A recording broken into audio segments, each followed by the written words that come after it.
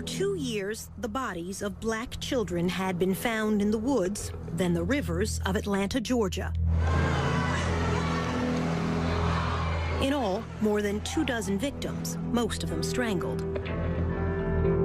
By May 1981, the police and FBI were hiding in the brush, beside and below the river bridges. This was to be the last night, almost the last hour. I heard the splash.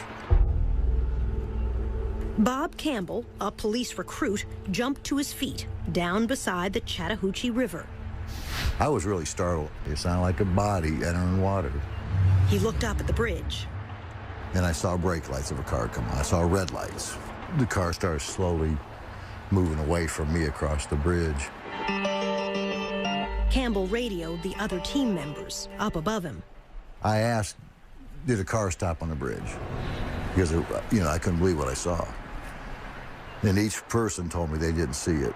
Then a policeman in a chase car, hidden on the other side, came on the radio. He just said, the car is pulling into the parking lot here, turning around in front of me.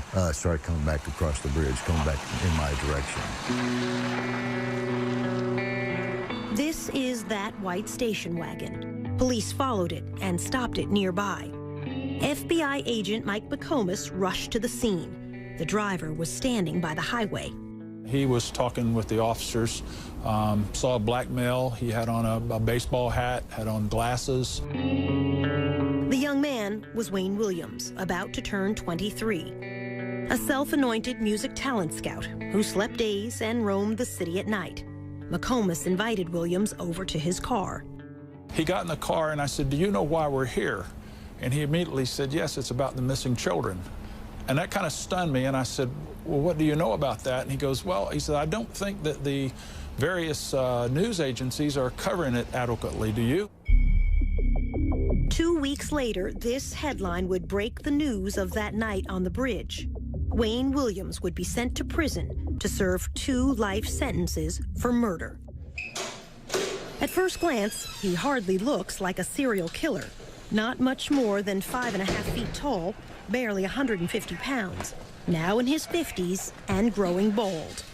The bottom line is, nobody ever testified or even claimed that they saw me strike another person, choke another person, stab, beat, or kill, or hurt anybody, because I didn't.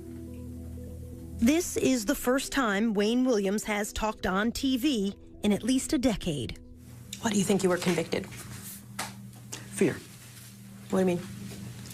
Atlanta at the time was in a panic. They wanted any suspect that they could find, and let's just be honest, it had to be a black person, because if it had been a white suspect, Atlanta probably would have gone up in flames. It came very close to that. Do you think you'll ever be free? No, Dot, it's not a matter of if to me, it's a matter of when. Some 30 years after Wayne Williams' trial and conviction, there is still debate and some doubt. This time, you can be the judge and the jury. We'll lay out the evidence on both sides, and you'll hear from Wayne Williams at length.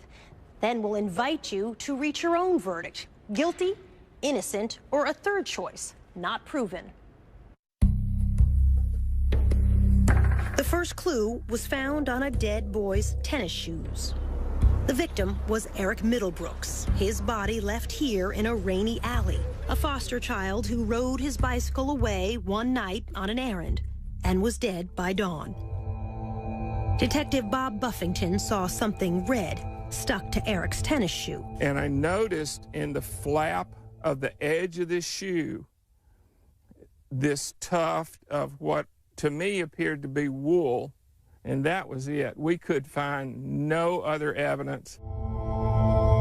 Back at homicide, Buffington showed the fibers to his superiors. The lieutenant made a big joke out of it and told the rest of the squad that if I went over to the lieutenant's house and cleaned out the lint trap in his dryer, we could probably clear out all the cases in the city of Atlanta.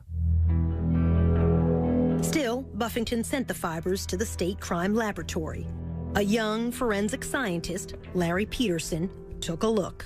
So why was a fiber that was stuck in the crack of a shoe Why was that Because it was important? somewhat loosely there, and people don't normally have tufts or carpet fibers loosely stuck in their shoe.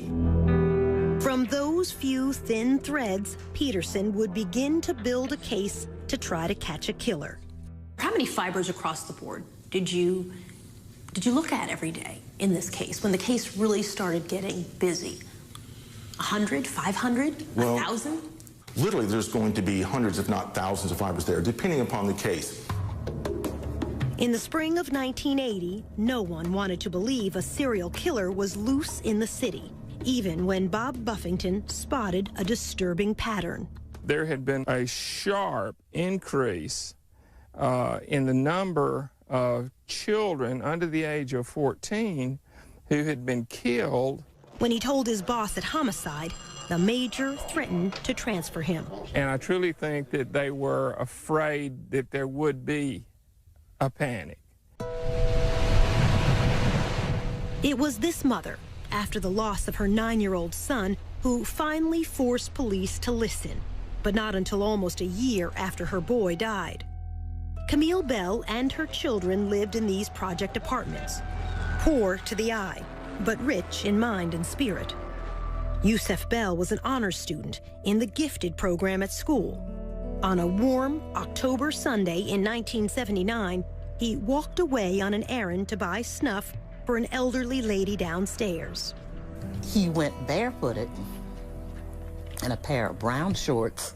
He got to the store, he bought the snuff, he started back home. Less than half a block from this store, Yusef Bell stepped off this curb and vanished. And nobody saw anybody do anything or anything, but they did see him come back across the street. And that's the last that we saw him. Camille Bell called the police. They came and said they'd write a report. That's all. Days went by. Camille waited with 2 older children and Yusef's 3-year-old sister. And so she is terrified. If he can go to the store and they can steal him, then she doesn't want to leave the house. She doesn't want to do anything. Camille hid her own fear from her children. And you've got to hold them together so you can't act as scared as you are. The body of Yusef Bell was found in an abandoned schoolhouse. His body would not turn up for another month. Yusef Bell had been strangled. All of the what could have been, should have been, and probably would have been was taken away. And we'll never know now because somebody decided that it was all right to just kill a little kid because they wanted to. For a long time, the 3-year-old would look for Yusef every time it was a foggy day.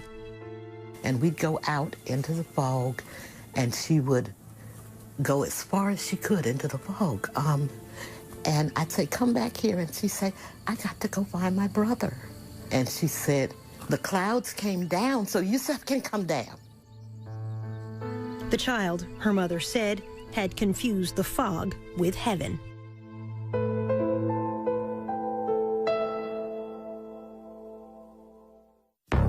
Still ahead, the boy who was too brave. I mean, he was like, man, I want to find this killer and get this reward money. A drive-by threat against the FBI chief's child. Some guy in a pickup truck said, I'm gonna get you, nigga. And in the end, the curious question of the CIA. When you're 19 years old, you're saying you work for the CIA. You've been recruited. I'll let the document speak for itself. I'm not going to comment on it. Then. Do you know how to kill someone with a chokehold? That's a yes or no answer. No, it's not. Yes, no, it is, actually. No, it's not. No, it's not. Do you know how to kill someone with a chokehold? No, it's not.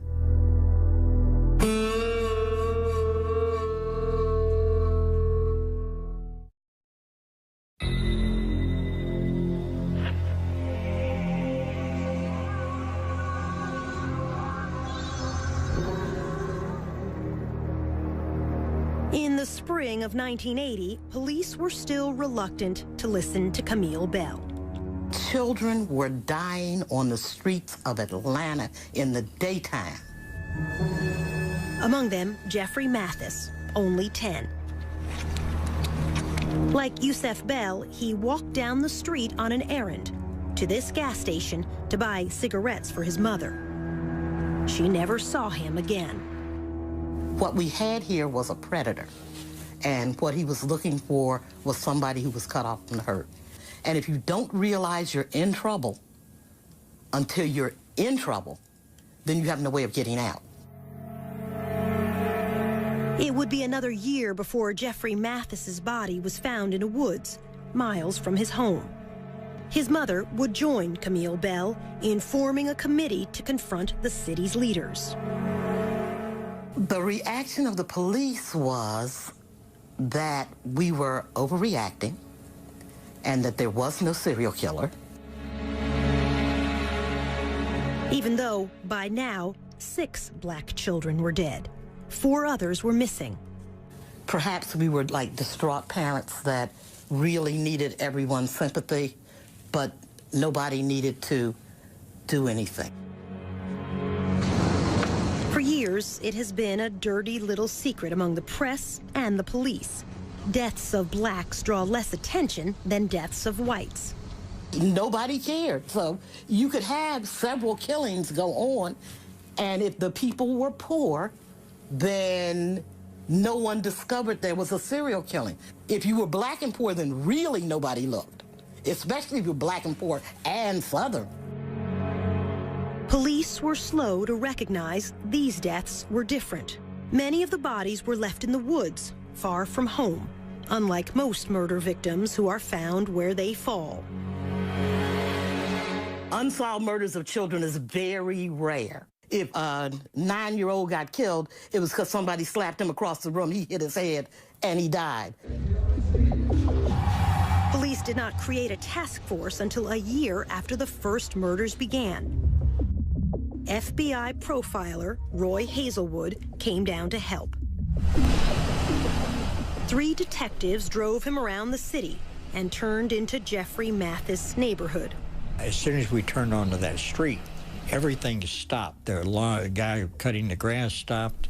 Guys playing dominoes on the porch stopped. I said, "What's going on?" I said, "Everything stopped." They said laughingly, "That's because we have a honky in the car." John Glover, who took over as FBI chief in Atlanta that summer, says that's why he and Hazelwood decided the killer had to be black. The killer is someone who is invisible in the black community. And who is invisible in the black community but another black person? Welcome Harris was one of the first task force detectives. He knew it had to be someone who went unnoticed. We felt like it was somebody who could come in the neighborhood and get these children and not draw attention to themselves. The question of which race struck a raw nerve. It had been only a dozen years since the murder of Dr. Martin Luther King. On the surface, Atlanta was a well-integrated city. Beneath the surface, it remained separate and unequal. My prayer and the prayer of everybody in there was we wanted the person to be black. And the reason why you wanted to be black, I knew what it would do to this town if it had been a white person or somebody else of another race. In the black community in the early 80s, a black serial killer was unheard of. All the classic serial killers were white, never black. Didn't mean it didn't have one there. Today, black serial killers are not rare. In 2009, here in Cleveland, as well as in Milwaukee and Los Angeles, each time the accused serial killer turned out to be African American. Dr. Eric Hickey is a psychologist who keeps track of serial killers. Overall, in my study, 1 out of every 5 serial killers is African American. In the past, since 1995, over 40% are African American. We're finally saying, you know what, blacks do this too. There were whites who fed the fear in Atlanta. As FBI chief, John Glover had moved into this upper-class white neighborhood. His 12-year-old son was playing outside one afternoon. Some guy in a pickup truck, he was out in the yard. In our side yard, we were on a corner, we lived in, had a corner lot, you know, said, "I'm gonna get you, nigga," as he was driving by. Kasim Reed, seen in these childhood photos, was only 10 when the first two bodies were found in the woods close to his home in the summer of 1979. My life did change. How so? Not out as late as you used to be, not able to ride your bike unaccompanied. In 2010, Reed would become the mayor of Atlanta. But back then, as the youngest boy in his family, his teenage brothers were his protectors. And I didn't move without my brothers for about a year. The bulk of the victims were boys like you. You're right. Your age. You're right. Black boys. Yes. Did you personally feel afraid? I can't honestly say that I really felt afraid, except for at moments. You would have a van slow down, and everybody was very mindful of vans at the time. People were suspicious of everybody, and they were afraid. And the children, you had children walking the street, car go by, you could see some of them were in fear. And for good reason. The murders were about to increase to a body almost every week.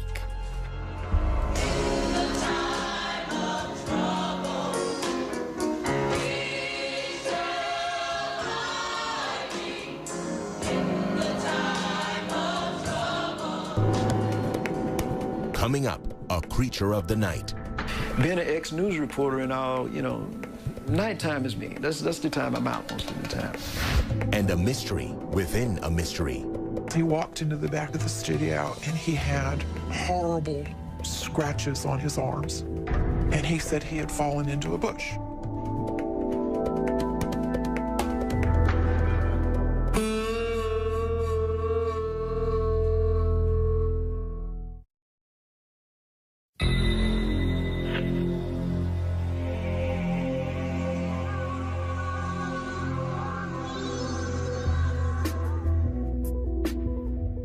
Many of the children who died were poor, who earned spending money carrying groceries, running errands for others. Or, like Luby Jeter, peddling car deodorizers outside this supermarket on New Year's weekend, 1981. His mother worried about his going off alone. He said he was a big boy. They had to catch him first. Luby was a good student, a sophomore in high school. A witness at the shopping center that day saw Luby with a man and helped a police artist draw this sketch, a man with a baseball cap, perhaps a scar on his cheek. Luby never came home. I believe he'd been kidnapped. Police searched the woods around Atlanta. They did not find Luby. Instead, police found two other bodies. Young boys who had disappeared 10 miles and a month apart, yet both left here at the same dumping ground. The number of known dead, now 15. The unsolved murders of so many children had become front-page news around the nation and the world. This is the reward. The city announced a $100,000 reward, soon to grow to $500,000. The task force was swamped with sketches of suspects, none of them alike, many suggested by psychics. At the state crime lab, Larry Peterson was sifting through thousands of fibers: nylon, rayon, acrylic, acetate. Is it like looking Multiple smaller? It's like looking for multiple needles in multiple haystacks. Then, in January 1981, a breakthrough. Peterson realized they were seeing one green carpet fiber with a unique shape.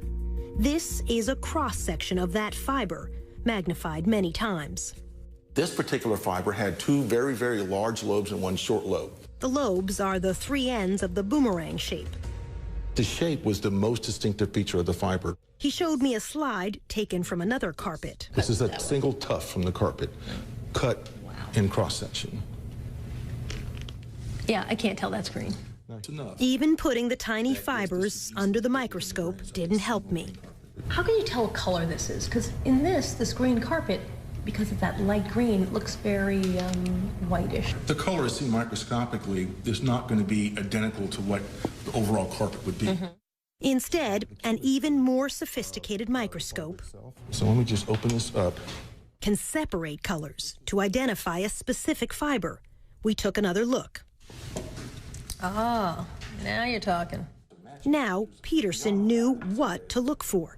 When I was looking at the fiber at first, I had no idea who had made it. I just knew it was very distinctive, and I would recognize it instantly. But he didn't know where to find it.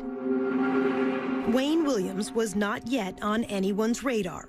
He had freelanced as a TV cameraman who shot fires and overnight news. He told us, You know, I know the streets a bit loud. I've been around a while. Being an ex-news reporter and all, you know, nighttime is me. That's the time I'm out most of the time. now almost 23, a wannabe music producer, he was trying to form a singing group modeled after the Jackson 5.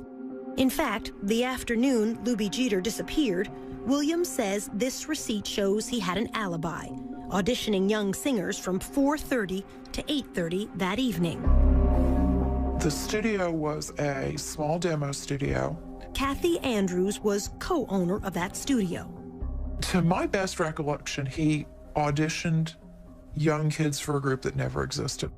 They were roughly as young as 8 and as old, for the kids, they were as old as 11 or 12. Now living in another state, Kathy Andrews did not want her face shown because of what she saw on another day at her studio. At one point in time, when Wayne came for one of the sessions, he walked into the back of the studio and he had horrible scratches on his arms. Deep and painful, crisscrossing both arms. It was more this way and that way and that way and that way and that way and that way. And they were angry looking. And when I looked at him, the first words out of my mouth was, "Oh, Wayne, what happened? That looks awful." And he said he had fallen into a bush. 15-year-old Terry Pugh died late that January. His body dropped by the roadside in a rural county 20 miles from home. He had been strangled. His mother. Whoever killed him, he had a tussle with him because he had scratches all over. It gives me chills down my spine still. To this day, Kathy Andrews does not believe Wayne's explanation. He did not fall in a bush. It was, after you realized it, it was fairly obvious. I mean, and I don't know what else could have caused that kind of wound on his arm. The intervals between murders were shrinking. 19 days from Luby Jeter's disappearance until Terry Pugh's death. Then 15 days until the next victim. Soon 13, then 11. And before long, a body a week. FBI profiler Roy Hazelwood says this is not unusual for serial killers. They come to believe that they, in fact, are almost immune to mistakes, if you will, and they can take greater risks because it's more exciting, and because they're so superior, they don't have to worry about the inferior police catching them. After a month, Luby Jeter's body would be found in the woods. The boy left naked except for scraps of underwear. The medical examiner would testify Jeter apparently had been killed by, quote, a chokehold around the neck, a forearm across the neck. It's a question we'll have reason to ask Wayne Williams by the end of all of this. It's actually a very simple question. Can you kill someone with a chokehold? And when you were 19 years old... You probably could under the right I know for a circumstances. fact I could not. When we return, the boy who wanted to catch a killer. The body was indeed another victim of Atlanta's child killer or killers. I just know right away it was his body. Oh my God, Mom. And later, a failed lie detector test. It surprised him that he didn't beat that polygraph test. He was convinced he could beat a polygraph test.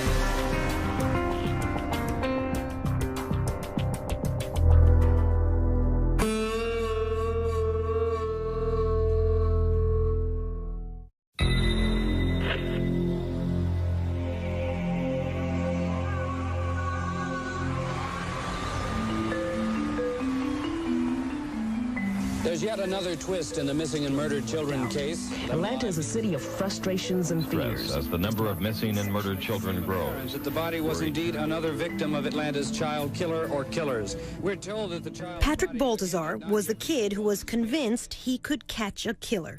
He was like, man, I want to find this killer and get this reward money, and I'm going to buy my mom a house, and I'm going to do this, and I'm going to find this killer. His stepmother, Sheila Baltazar, was worried. For a 10, 11-year-old child to be talking like that, that was just like, wow, you know, where's his mind at? Patrick was a latchkey child, living unsupervised with an older brother in a project apartment near downtown. He was very streetwise. He stayed out late at night, often at the Omni Center, now the headquarters of CNN, but back then a hotel complex with an indoor skating rink and a game room for kids. And that's where he spent a lot of his time at the games arcade. Wayne Williams was known to frequent the Omni, passing out these flyers as a talent scout to offer auditions to boys from age 11 on up. 15 kids are dead. 2 others are officially missing and listed as part... By early February 1981, more than a dozen young African-American boys had been found dead, many dumped in the woods around Atlanta. I was very fearful. My God. Sheila Baltazar pleaded to send Patrick back home to the rest of his family in rural Louisiana. If I had somewhere to send my son, I would have sent my son. One evening, a white man in a big car appeared to threaten Patrick and a small friend. The little boy said that Patrick said, man, that might be the killer. Patrick used a payphone to call police. He told them, a man was chasing me and my friend in a brown Cadillac. Well, actually, they thought it was a crank phone call. They didn't send a car out. This is a sketch the other boy provided to police after Patrick was dead. 2 weeks later, on February 6th, Patrick stopped by the restaurant where his father worked to ask for money, then walked back toward the Omni. He never made it home that night. I'm like, he didn't come home? Oh, my God. That was the first thing popped in my head. Missing. Murdered. Oh, my God. The Atlanta Missing Persons Bureau continued their hunt for this missing child. 11-year-old... One day seemed like it was a week. That was the longest search in the world.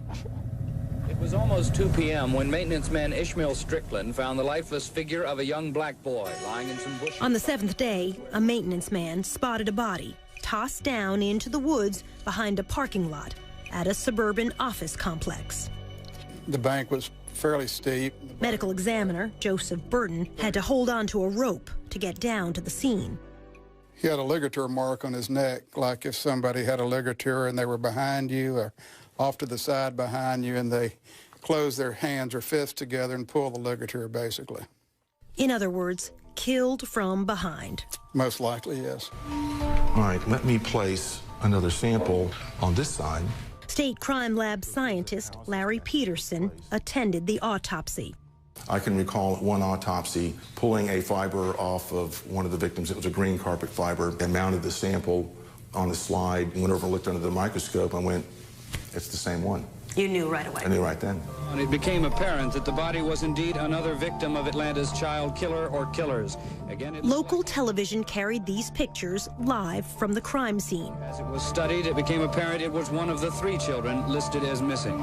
We're told that the child's body, again, had not... Sheila Baltazar got a call from her mother. She say, they found another body. She say, I really feel like this is Patrick's body here, you know.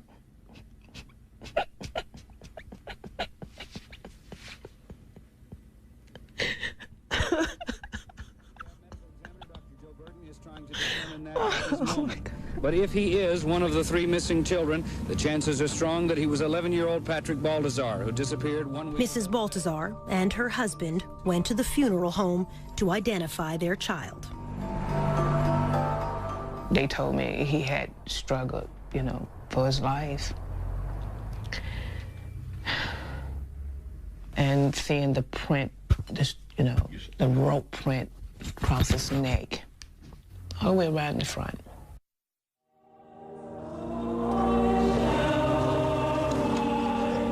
At Patrick Baltazar's funeral, she would insist on an open casket.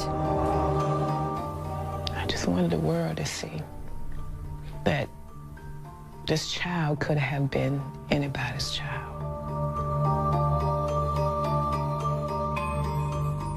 Patrick's fifth-grade classmates wrote a poem, read at his funeral. This from local TV coverage that day. Patrick Balthazar, our schoolmate, you came to school, though sometimes late, but you were never mean to anyone. You tried to help people and thought it was fun. Then one night, one terrible night, you didn't come home, not even at daylight. Something's happened to that boy, the people said. Patrick is missing. Is Patrick dead? We cried some, and we bowed our heads, and hoped for your safety, and prayers were said. Oh God, please bring back that missing boy. When he returns, we will shout for joy. The police and the news people came and went. In all our hearts was no content. No one could rest until we knew whatever had happened to you. Then one day your body was found out in the woods on the cold, cold ground. Someone killed you and dumped you there. It was a mad, cruel person who did not care. There was not a word about how you died. It is no wonder that we all cried. Patrick, we miss you and wish you knew how much your schoolmates grieve for you.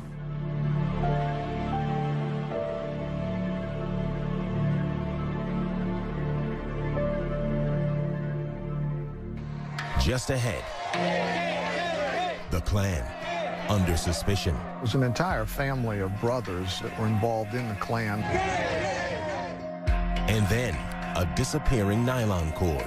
Could have been the murder weapon, as far as I know.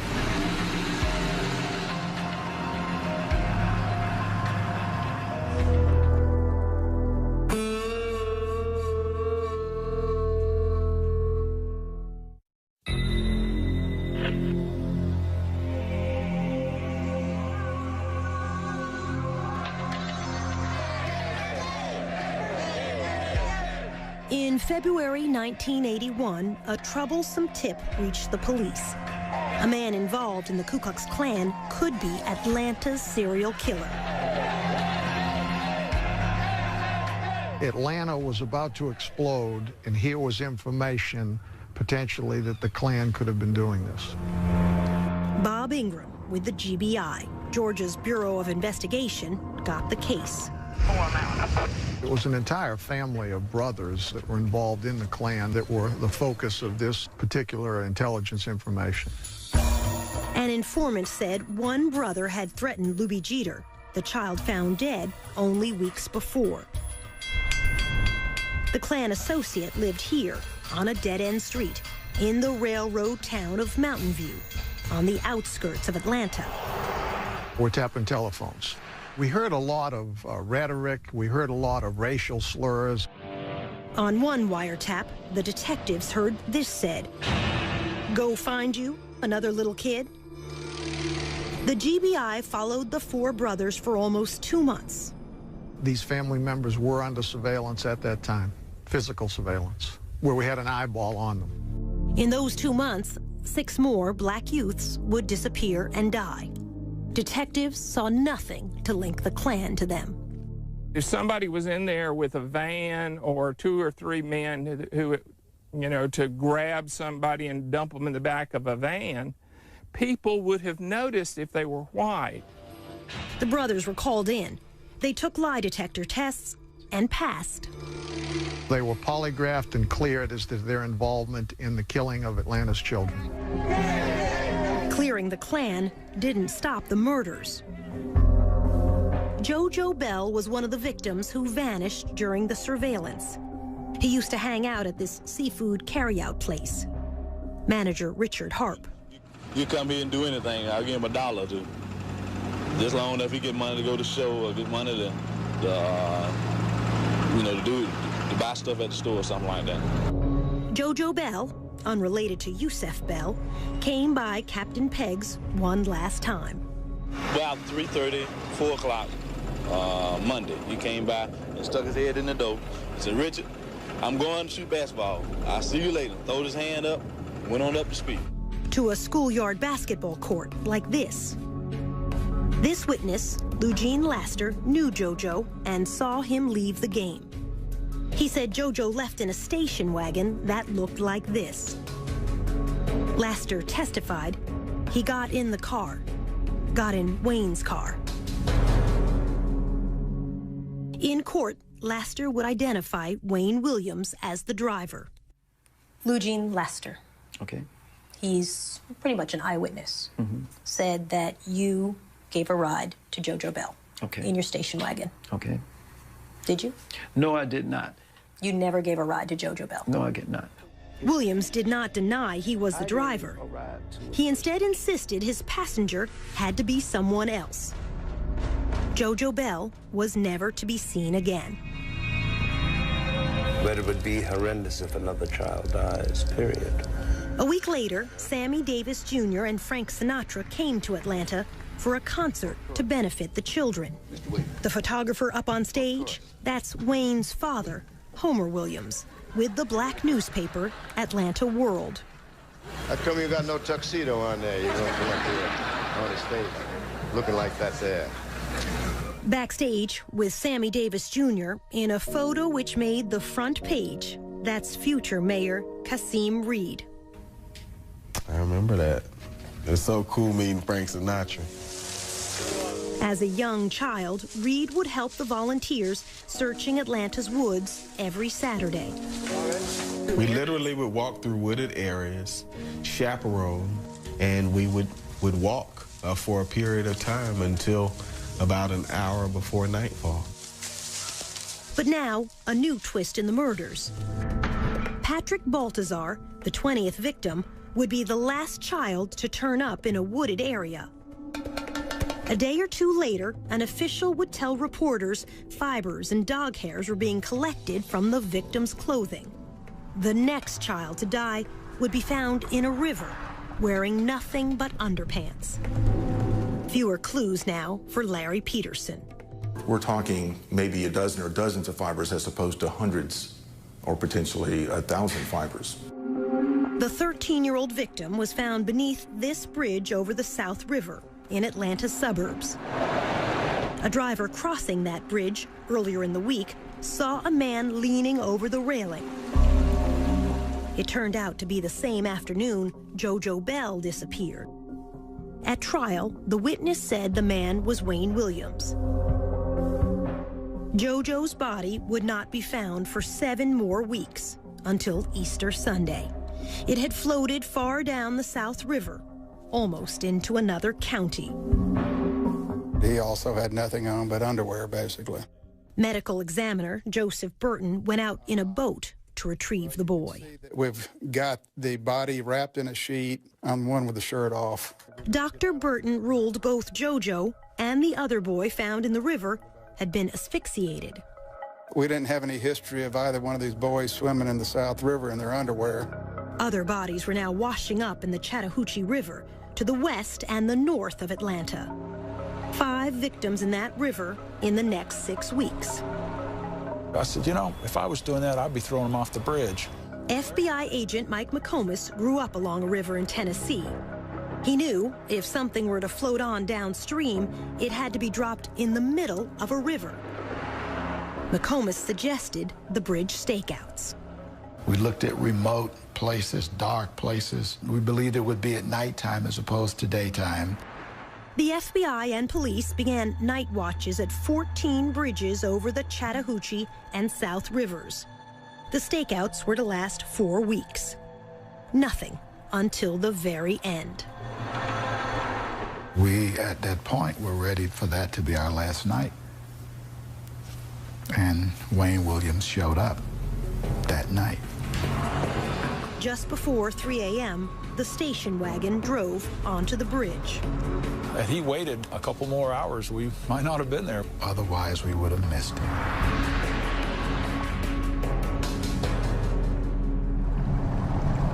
Next, the night on the bridge. You said, I know this is about those boys, isn't Correct. it? Mm-hmm. That's what I said. Pretty damning statement, don't you think?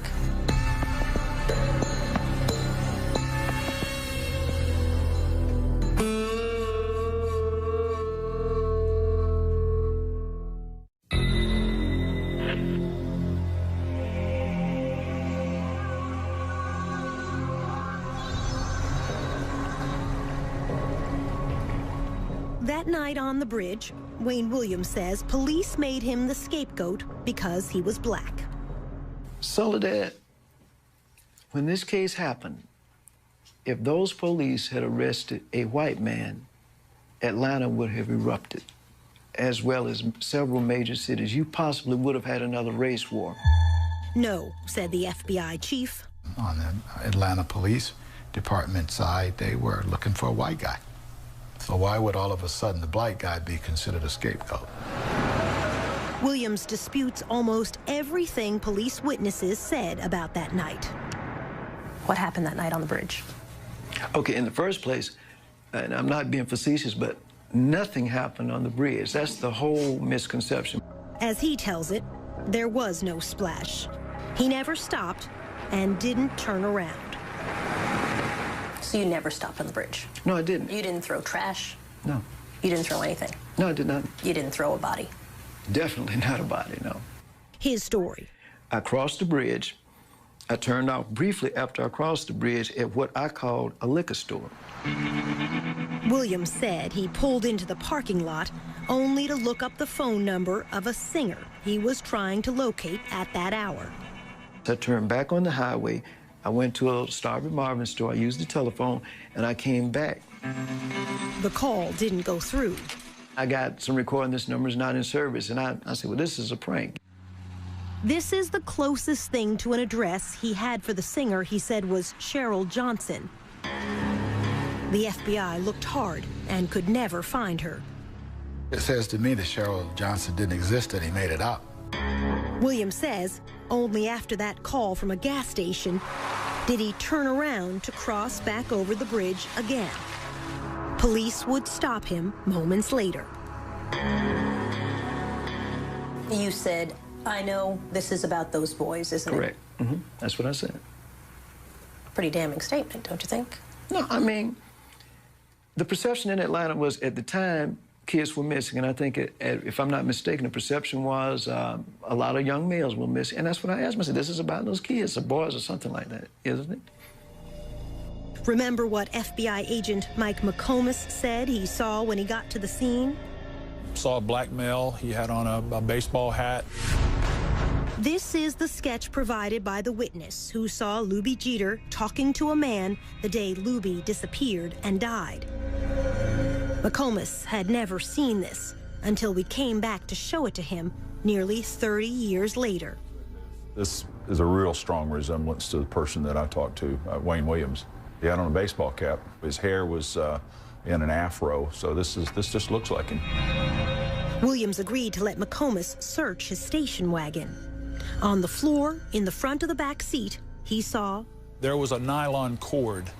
The best that I could describe the nylon cord was a ski rope type, the woven type, and it was, my guess, about 24 inches long. No. Williams denies there was any such cord. Because if that rope had been in the station wagon that night, I'm sure they would have taken it. The fact that I didn't confiscate it doesn't make it go away. It was there. The nylon cord would never be seen again. Could have been the murder weapon, as far as I know. Yet, FBI supervisors decided to let Wayne Williams go that night. Well, first, we didn't have a body. So, secondly, there was no one who saw Wayne Williams outside of his car. There was no one that saw him throw anything overboard. 2 days later, only a mile downstream from that bridge, another body. After 2 years, one suspect now, Wayne Williams.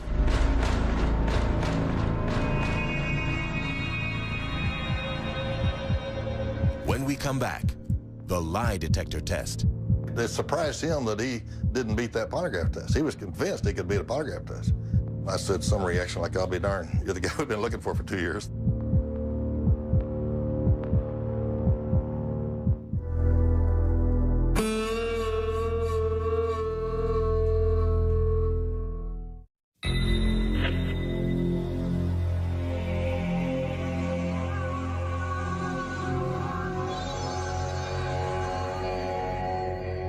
The second day after Wayne Williams was seen on the Chattahoochee River Bridge, the body of Nathaniel Cater washed up downstream.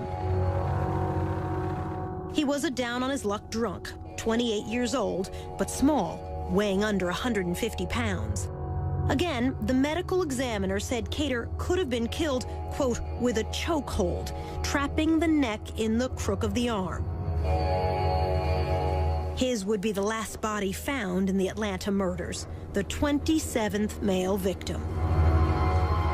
At Cater's funeral, Wayne Williams' father, Homer, took this photo for the Atlanta World newspaper. On June 3rd, the FBI brought Wayne in for a long night of questioning. Wayne agreed to a lie detector test. He was as composed and calm as you can get. He got 26 bodies out there in the woods and rivers, and he's just sitting there in total control. Richard Ratcliffe was the FBI polygraph examiner. I said, I don't care what you were doing on the bridge. I don't care what you threw in the river. If it wasn't a little boy's body, you'll do fine this test. He told Williams in advance what he would ask him. Did you kill Nathaniel Cater? Did you kill him that night that you were on the bridge? And did you throw Nathaniel Cater into the Chattahoochee River? And when I ran that test, it's like, wow, this is it. Wayne Williams flunked all 3 questions. Might as well, this test would reflect that you did kill Nathaniel Cater, and you threw his body, that was his body, you threw off the bridge that night. The polygraph measures sweating, the heartbeat, blood pressure, all rise with tension. You breathe a little faster. You have a hard time getting your breath. You sweat a little more. He did all this. Wayne Williams took the test 3 times. He failed each time. I said some reaction like, I'll be darned. You're the guy we've been looking for 2 years. It surprised him that he didn't beat that polygraph test. He was convinced he could beat a polygraph test. He sat there and studied it, and he said, what's this question right here? And I said, that's pretty good. That's, did you cause the death of Nathaniel Cater? And then he said, what's this question? I said, well, did you throw his body into the Chattahoochee River that night?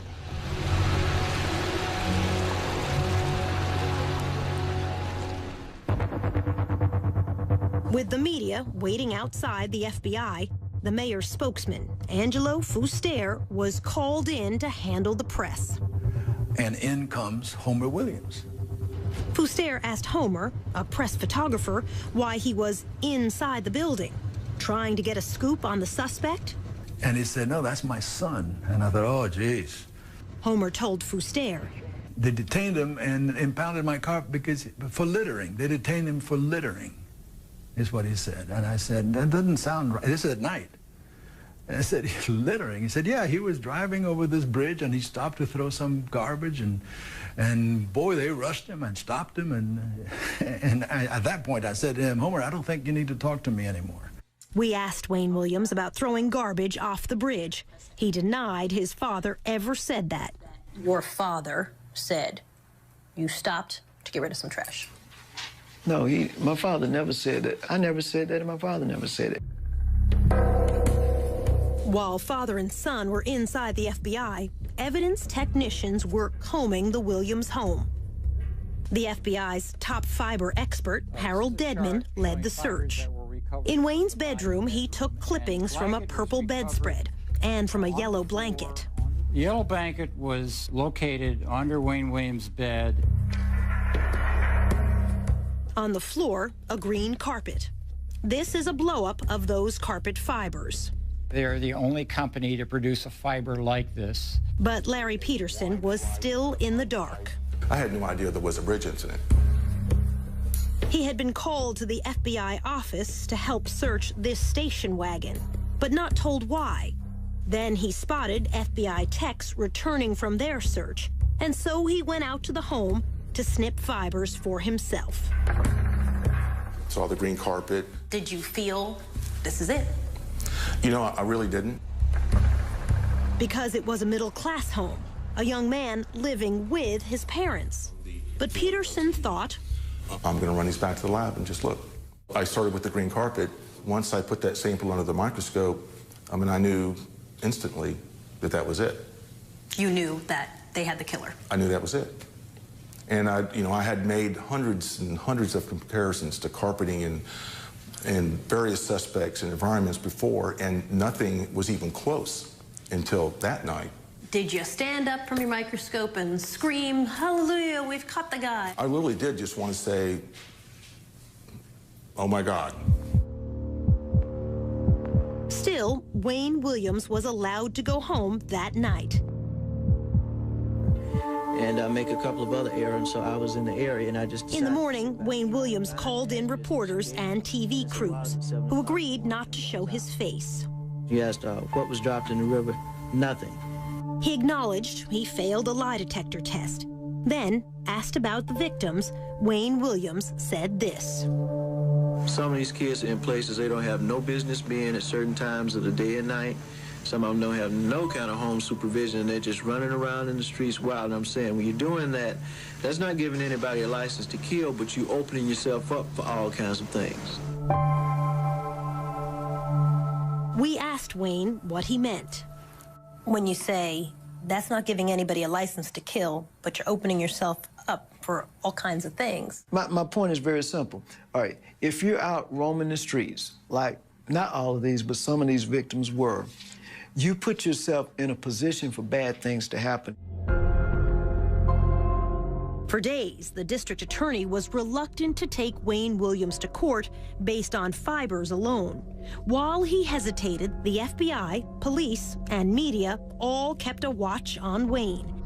In this parking lot one day, he showed an angry face to a CNN camera crew. Well, hey, I'm telling you to quit following me, because I'm saying at this point you're following me and you're on private property. And if I were you, I'd get the hell off. Finally, on Father's Day evening, 1981, detectives arrived to arrest Wayne Williams for the murder of Nathaniel Cater. Once he disappeared in the back of this police car, Williams would never be free again, to this day.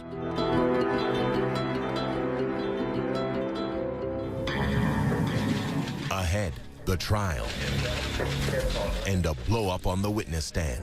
I was probably my own worst enemy. I could see almost the shock in the jurors' faces.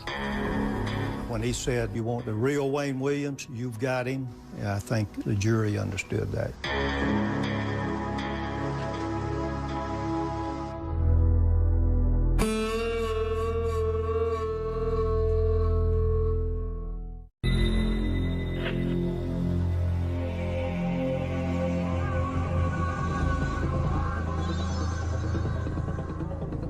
Wayne Williams would go on trial at the start of 1982.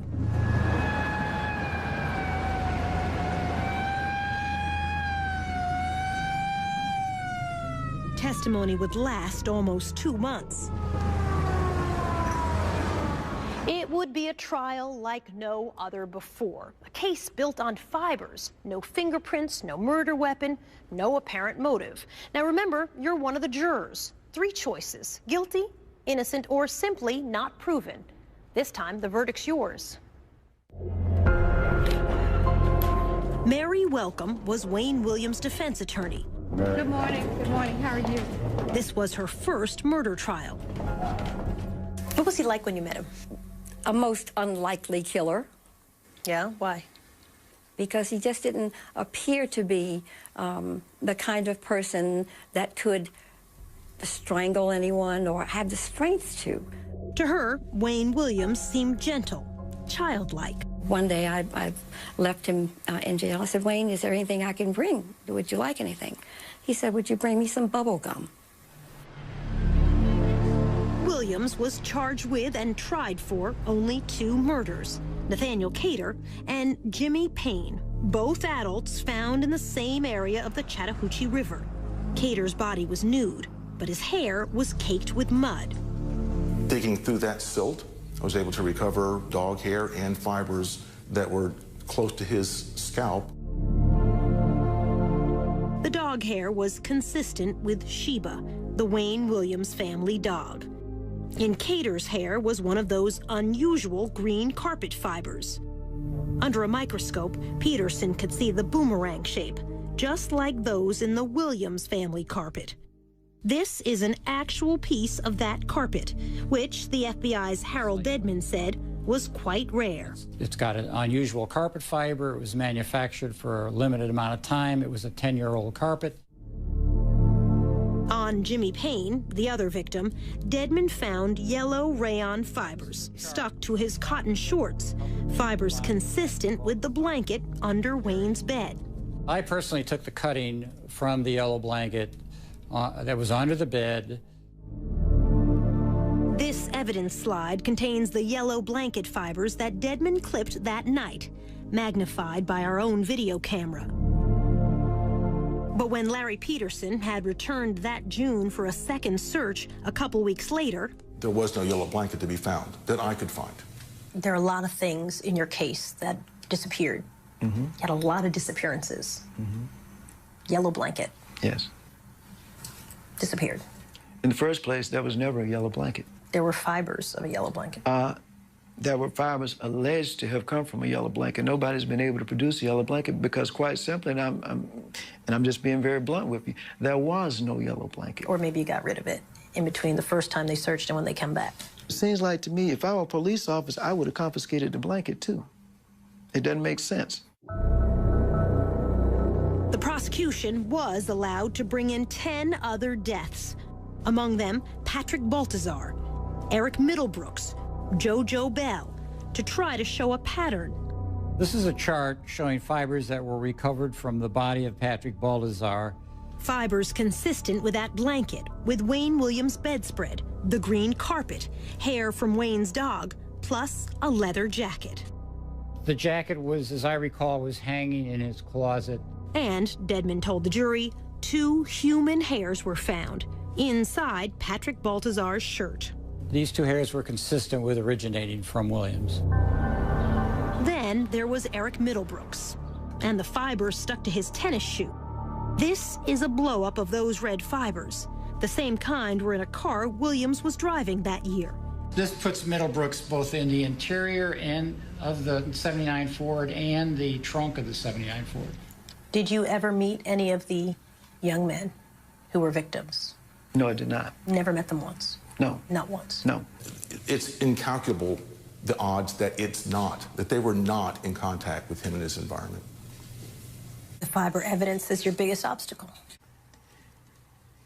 That fiber evidence may well have been manipulated in this case, point blank and simple. Simply because they had a suspect, it was Wayne, and that manipulation no doubt has continued even after my trial and up until this point. There were just too many fibers placed on too many bodies. Mike Derham, in blue, seen here the night of the verdict, was one of the jurors. What would the chances be of finding the same, all of these fibers? The chances would be just astronomical. This witness, Robert Henry, did place Williams with the very last victim, Nathaniel Cater. Henry worked with Cater. He said he saw him leaving this theater with Wayne Williams on the night of the bridge incident. Henry has no doubt, even today, about what he saw. We were holding hands, you know, like male and female. Well, if you hold a hand with one of my co-workers and both of you are males, what am I supposed to do? Turn my head? What's up, people? The next time I saw him, he was in the courtroom. When Wayne Williams took the stand, he swore he never met Nathaniel Cater. On the evening Henry said he saw them, Wayne testified he was home. sick and asleep in bed. His mother and father, now deceased, backed him up. Homer Williams said he had the white station wagon until almost midnight. Under cross-examination, in his third day on the stand, Wayne Williams blew up at prosecutor Jack Mallard. That morning, he was a complete different person. Immediately, he started attacking. He came out of the chute like a bull. When he said, you want the real Wayne Williams, you've got him, I think all of us, the jury, understood that, yeah. I was probably my own worst enemy. I was an arrogant, bus-headed idiot at the time, and I played right into these people's hands. I could see almost the shock in the jurors' faces if they said, my God, is this the same Wayne that was up here yesterday? I could see that.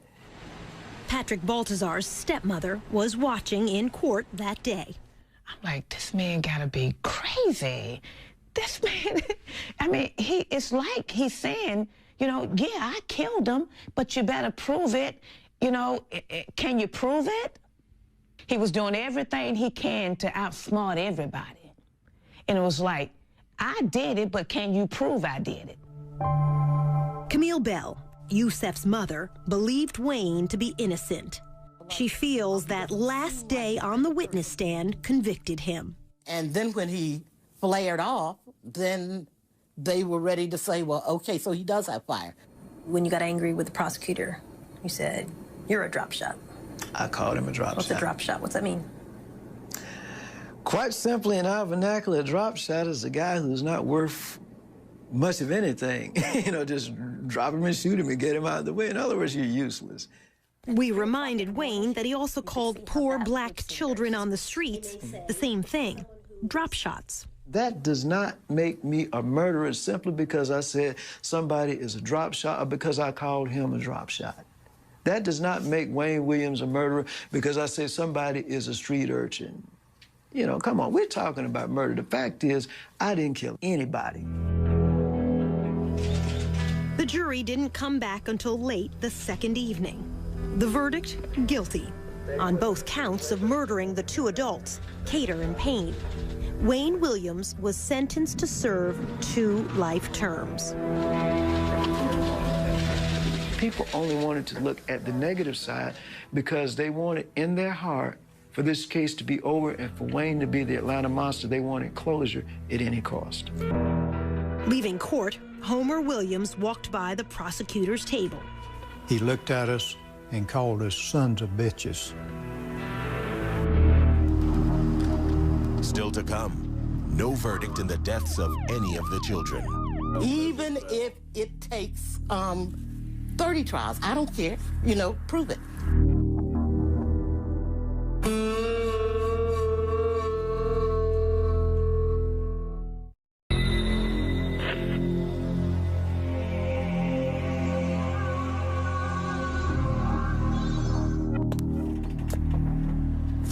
Defense attorney Mary Welcome did not expect the guilty verdict.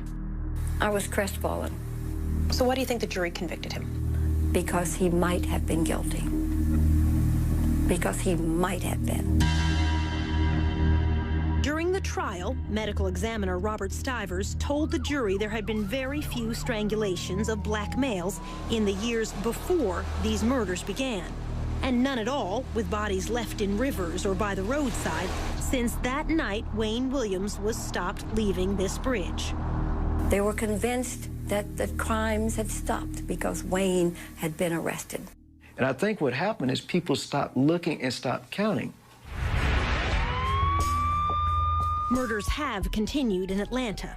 Shootings of black men, stabbings of black women, but not strangulations like before. Not black youths dumped far from where they were killed. Detective Welcome Harris would stay on the police force another 25 years. We asked him how many more children were killed the way they were in the 80s. None that I can recall. None that I can recall. Wayne Williams' appeals would drag on for years. He almost won the first one. Georgia Supreme Court Justice George Smith helped a colleague write a ruling that would have reversed the verdict. He would have found that the evidence didn't support a conviction. That's what he did find originally. but the 5 other justices resisted. When we met, they pitched a royal fit. They were not going to overturn the conviction. The 5 of them were. In the end, all the justices, except Smith, agreed to uphold the conviction. Wayne Williams said the court was bullied into making its U-turn. I think the pressure came from as high as the White House, and we'll leave it at that. Not so, said George Smith, now retired from the court, but still practicing law in his 90s. I can't imagine that it happened in a case like this. I can't imagine it happening in any case, but certainly this case, it didn't reach to the White House. Smith did write a dissenting opinion. He said the fiber evidence fell short of scientific certainty, and the prosecution should not have been allowed to use the so-called pattern evidence on 10 other murders. I said the only similarity in the crimes in this case is the fact that all of them were dead. Smith was denounced on the floor of the Georgia legislature. I was an N lover. You know what the N stands for. Mary Welcome agreed when Justice Smith wrote the defense attorneys were ineffective. We were rendered ineffective. We were rendered incompetent because of the lack of funds, lack of time, and the lack of resources. Absolutely. Things did go wrong in the trial that should not have. An ambulance driver suggested an explosive motive for Wayne Williams. This from CNN's report at the time. Bobby Tolan said Williams asked him once, had he ever considered how many blacks could be eliminated by killing one nigger child? But unknown to either side, Tolan was not his real name. In fact, he had a criminal record. He testified under a false name, had an extensive arrest record under his real name. I'm not sure that we knew all of that at the time, or it was disclosed to us. Rogers' home is but 8 blocks away from where he was found today. Then there was the murder of Larry Rogers, a retarded youth. This witness testified she saw Rogers slumped over in a station wagon as Wayne Williams drove away. But another person also saw Rogers in that station wagon at that same intersection that day. He helped a police artist draw this sketch. It does not look like Wayne Williams. However, the defense never called the other witness to ask about the sketch. No, I don't even remember seeing that. Supporters of Wayne Williams say there was one murder which shows the fiber evidence could be faulty. The death of 12-year-old Clifford Jones, left by a dumpster in an alley on a summer night in 1980. Some of those unusual green carpet fibers were on his body. Yet another boy said he saw a coin laundry operator kill Clifford Jones. Detective Welcome Harris said the boy was not believable. He exaggerated stuff. He could, in other words, he was open to suggestions. And if you said that Mickey Mouse was up there, and if he sensed that you wanted him to say that, he said, yeah. Wayne supporters point out the laundry manager failed 2 police lie detector tests, but few are aware of a third test given by the FBI examiner, Richard Ratcliffe. The result? In layman's terms, he passed. He wasn't involved in killing Jones. Only days after Wayne Williams was convicted of killing 2 adults, Atlanta's police commissioner closed the books on 21 other murder victims, declaring they, too, were killed by Williams. Most were children, among them Clifford Jones and Yusef Bell. But without trials, the mothers were left without a verdict, one way or the other, in the deaths of all of the children. Camille Bell. Even if it takes 30 trials, I don't care. You know, prove it. The prosecutor's answer, it would serve no purpose. You can only serve one life sentence.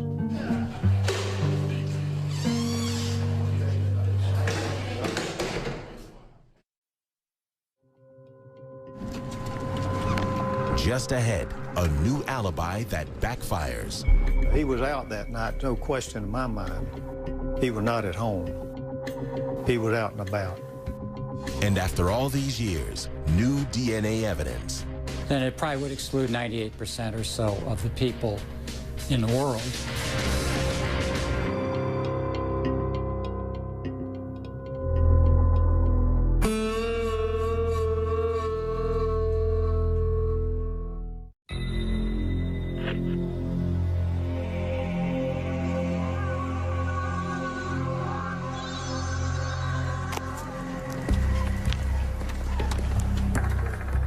4 years after the trial, Robert Henry would change his story about seeing the last victim, Nathaniel Cater, holding hands with Wayne Williams. In this affidavit, Henry wrote, "If my life depended on it, I could not say the man I saw with Cater was Wayne Williams." Our producer confronted Henry with that affidavit. His signature is at the bottom. Yes, that's my handwriting. Whose words are those? They're not mine. Whose words are they? I'd rather not say. In the summer of 1986, Henry was in prison here when, he said, an associate of Wayne Williams came to see him and told him what to write. When you said, "I could not ID the face of Wayne Williams as the man I saw with Nathaniel Cater," are those your words? Those are words I was told to say. By? I'd rather not say. It might cause a problem. Could you ID the face of Wayne Williams? The person I saw holding Nathaniel Cater's hand was Wayne Williams, the man that was convicted of it. In fact, Henry had passed a lie detector test before he took the witness stand. When his visitor came to see him, Henry was serving 5 years for sex crimes. His false affidavit was used in court appeals. Wayne Williams lost each time anyway. To this day, is there any question in mind whom you saw with Cater? No, it's not. It was? Wayne Williams. Robert Henry is not the only one whose story has changed back and forth over the years. So has Wayne Williams. At trial, Williams testified he was home all evening, sick in bed, when Henry said he saw him holding hands with Cater. Now, Williams says he has a different alibi for that evening. I was at a place called Hotlanta Records in College Park. Williams says he drove to that office near the Atlanta airport. He had taken photos for this poster the night before and went there to turn in this invoice to get paid. We delivered a bill and statement of services, and we were cut a check for it, and it was probably about 9 or 9:30 when I left that location. We reached Hotlanta's owner, Melvin Ware, now living in Los Angeles. He called in advance, and when he came, I went back and wrote the check behind the desk. That's where our checkbook was. But he said Williams didn't stay that long, not as late as 9. It wasn't like 5 minutes or 10 minutes. We always spent maybe a half hour or something like that. How did Wayne get to the office? He drove. I think he had his dad's car, if I'm not mistaken. Wayne's father, Homer Williams, testified he had the station wagon until almost midnight that night.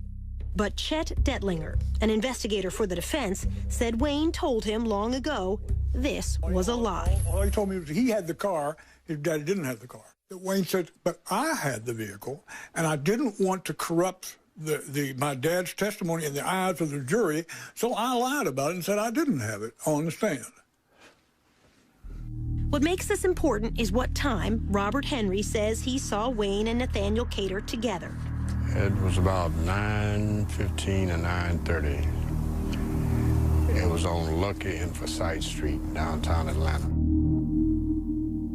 So at the trial, you said that you were in bed till 10 p.m. All right. You were so sick, your mother said that she had to help lie your body out on the bed. You were now, so sick. This is where the confusion with all of us came in. I got back from Hotlanta Records, probably about 9:30. But there's no one to corroborate that, even if his mother were still alive. Wayne said she probably didn't see him come in. Prosecutor Jack Mallard. He was out that night, no question in my mind. He was not at home. He was out and about. Less than 6 hours after Henry said he saw Williams and Cater here, police heard a splash under this bridge. Cater's body washed up downstream 2 days later. 30 years ago, there was no DNA testing. Now there is, and so new evidence. Remember those 2 human hairs found inside 11-year-old Patrick Baltazar's shirt? In 2007, the hair fragments were sent to the FBI's DNA laboratory in Quantico, Virginia. The result? The lab said it found this DNA sequence in only 29 out of more than 1,100 samples of African-American hairs in its database, less than 3%. Most important, Wayne Williams' DNA had the same sequence. I don't think they said it was a match. I think they said they could not rule out whomever the hairs were from as being the possible donor. The FBI's Hal Dedman, a DNA expert, said this finding is as strong as it can get with this particular type of testing. Then it probably would exclude 98% or so of the people in the world. Did you kill 11-year-old Patrick Baltazar? I did not kill Patrick Baltazar or anybody else. Did you ever meet Patrick Baltazar? No, I did not. Never been in contact with that kid? I don't even know a Patrick Baltazar. We offered to show the DNA findings to the stepmother, Sheila Baltazar. I can't read it. Please don't make me read it.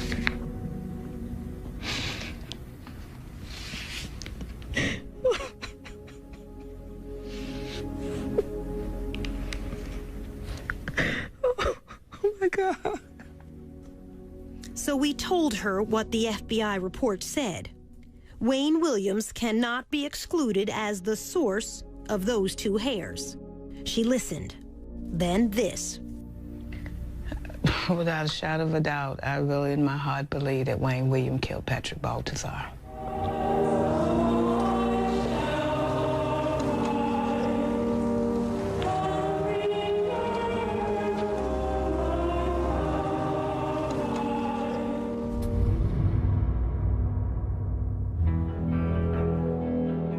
Next, trained to kill. Were you trained in unarmed combat techniques? Could you grab somebody bigger than yourself, put them in a chokehold? I'm sure there are other things in unarmed combat besides putting somebody in a chokehold.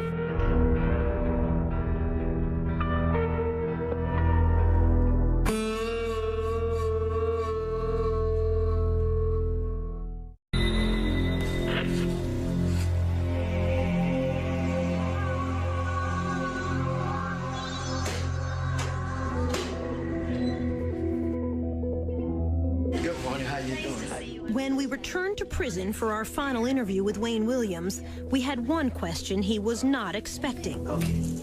What Wayne had written about being recruited for espionage training as a teenager. At a secret government camp hidden in the woods near this North Georgia lake, where he was given what could amount to a license to kill. It's called Finding Myself. What's Finding Myself? It reads like an autobiography. Go ahead, I'm still trying to see. It's a account of your CIA training. We're not going to get into that. Why not? We're not going to get into that. I got a copy of it. Yeah, but we're not going to get into that. Why not? We're just simply not going to get into that. By his account, Wayne was fresh out of high school, just 18 years old, when he was approached by an associate of an old World War II spy living in the Atlanta area and was initiated into a secret world. You're not going to answer a single question on this? No, ma'am. Is it fake? No. Is it fictional writing? No. Did you work for the CIA? We're not going to get into that. In these pages, he said he spent his summer weekends in those woods, learning how to handle plastic explosives, hand grenades, and something even more chilling. So, I'll do the talking part, and you can answer what part of it you want. You write how you fired rifles, submachine guns, handled assault weapons, grenade launchers, C4, learned unarmed combat techniques through this training group over weekends. Is it true or is it false? We're not going to comment on that. When you're 19 years old. You're saying you work for the CIA. You've been recruited. I'll let the document speak for itself. I'm not going to comment on that. Did you work for the CIA? I cannot comment on that. Copyright 1992 by Wayne Williams. Is this an autobiography? I cannot comment on that. In his own words, Wayne Williams said this was part of a secret plan to send young black agents into the worst trouble spots in Africa in the late 1970s. He wrote that he finished training, then withdrew from the program. Either this is a true story and you have been trained in evasive tactics, filtration techniques, weapons use, unarmed combat techniques, which would include a deadly chokehold, or it's made up. Let me ask one question. Where did you obtain that? I can't tell you that. No, there we go. You're a newsman. You know the answer to that question before you asked it. Okay.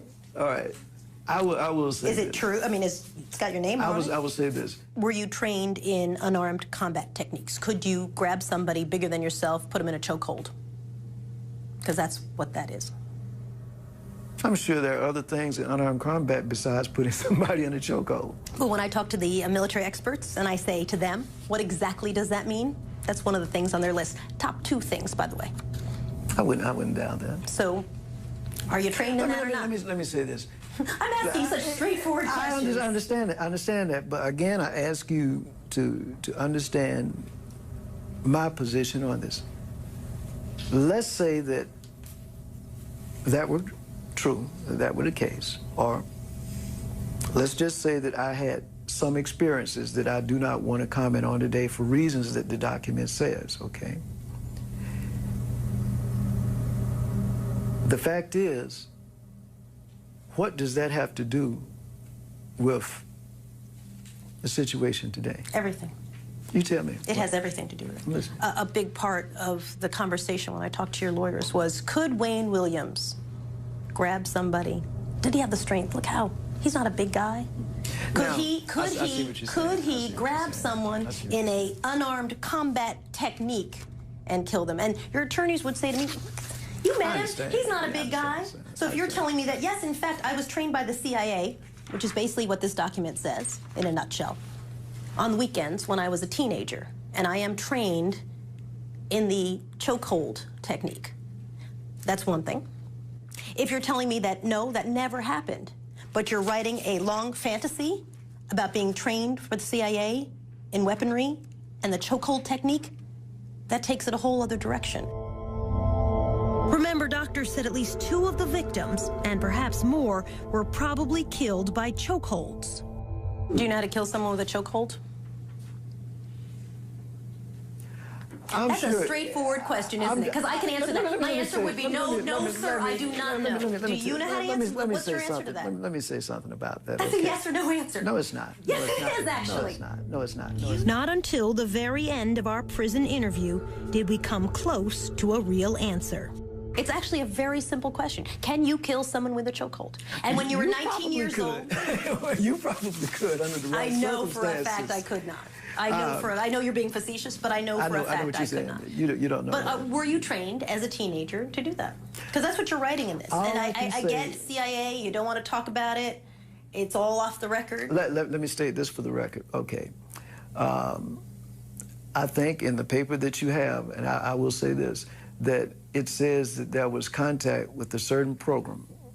And I will say it was the Junior Officer Training Program, which was run by a certain agency, and you're correct, CIA. But I never said that I worked for them. I simply said now who's splitting hairs? That I had some contact with some person, and that's all I'm going to say. Were you trained in these techniques? That's all I'm going to say. He did acknowledge it was CIA training, but said no more. So, is this true, or only a fantasy in his mind? The mind of a man the courts have found to be a killer. We'll leave that question with you. The verdict is now yours to decide in your own mind. Again, the choices: guilty, innocent, or a third choice not proven either way. In a few moments, we'll show you the verdict that our audiences reached when this documentary was first broadcast. But before then, a look at some of the answers from those who lived through the terror 30 years ago. The prosecutor. Obviously guilty. The defense attorney. Not proven. One way or the other. The FBI agent in charge. Guilty of 2 double homicide. Sheila Baltazar. He could have killed all of them. The Supreme Court Justice. Not proven. The witness. Guilty. Camille Bell. Innocent but stupid. That first task force detective. No maybes, ifs, guilty. The right man for those homicides is in jail. The original audience verdict? Guilty, 69%. Innocent, 4%. Not proven either way, 27%.